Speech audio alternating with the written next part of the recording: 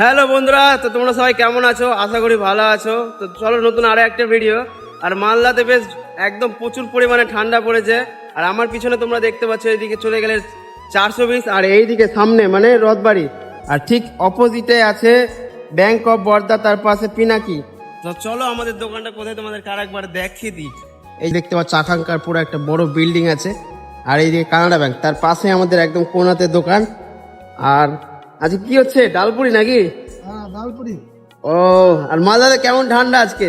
ঠান্ডা, ভালো ঠান্ডা, কনকনে ঠান্ডা।